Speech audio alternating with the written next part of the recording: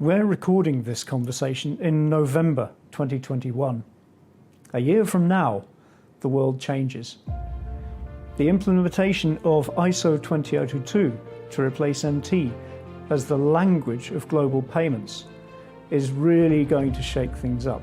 It's a difficult transition involving everybody involved in the payments chain, from payments operations people, product management, right the way through to the people who provide and maintain and operate the systems and technology that we use. A lot has been written about ISO 20022 as a theoretical benefit, but the conversations about ISO 20022 have been rather quieter. Biju from Fioro Knows Software and I, Andrew Muir from Nth Exception, have enjoyed many conversations about ISO 20022 implementation over the last few months, and we thought it would be a good idea perhaps to publish some of these conversations so that you were able to join in. We hope very much to participate in those chats and to develop them further as we investigate more layers of detail under the complex but wonderful world of ISO 20022 implementation. We really hope you enjoy it. So in terms of implementing 20022, it's interesting because as with any compliance project, you're seeing some banks take a very tactical approach towards it and some take a strategic approach. Now, these look quite different, right? So strategic approach is typically ISO transformation, changing your core to be ISO native or acquiring products that give you that native ISO capability.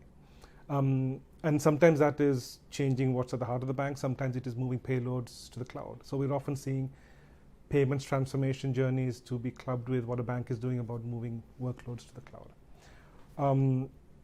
Tactical, on the other hand, is typically where products like what we have as Fiorano's ISO Accelerator fits in, which is a quick and easy tool set. It's middleware, plugs in, upstream, downstream, and we can translate. So we can convert from MT to MX. I can go from a proprietary format to MX. I can convert literally anything to MX back and forth. Normally, the industry would say, don't think short term, think long term. But going back to what we discussed on the early point, Andrew, this is not going to happen in one go. ISO 20022 is not, the world's not going to be done and dusted with ISO 20022 next November. So today we're in November 2021. Exactly a year from now is when Swift's CBPR plus deadline kicks in. But then you've got a 3-year, pretty elongated coexistence phase. So the reality is that between CBPR Plus and other schemes, the world's going to be doing a whole bunch of work around ISO 20022 for a while now. So the point I'm trying to make is that, coming back to your approach, the reality is benefits are huge, but benefits are not going to be all available on day one. The whole payments chain has to adopt ISO for a lot of these benefits to become tangible, to be accessible to a bank. From that standpoint, a pretty common theme we're seeing is a lot of banks are breaking this up in stages so that they're doing tactical first, followed by strategic.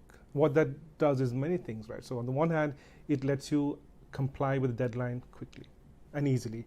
A translation tool will let you adopt with minimum disruption. So you don't need to worry too much about having that deep skill set, because the tool set takes care of a lot of those problems. I'm not saying you don't need anything at all on your side, but a lot of the issues go away. But the other big benefit it gives you is it buys you time, right? So implementing a translator, while it may seem very tactical, is non-disruptive. It's easy, it's not risky, it's not very expensive, but it buys you time. It gives you the opportunity to comply quickly and start getting familiar with the ISO model. Start working with MX payments, understand what value these payments can give you. And I think once you have that, you're in a much better position to work out a transformation strategy. You can work out a monetization strategy. You can figure out what you want to do with your business. So I think from my standpoint, I'd say, and from a lot of things we're seeing in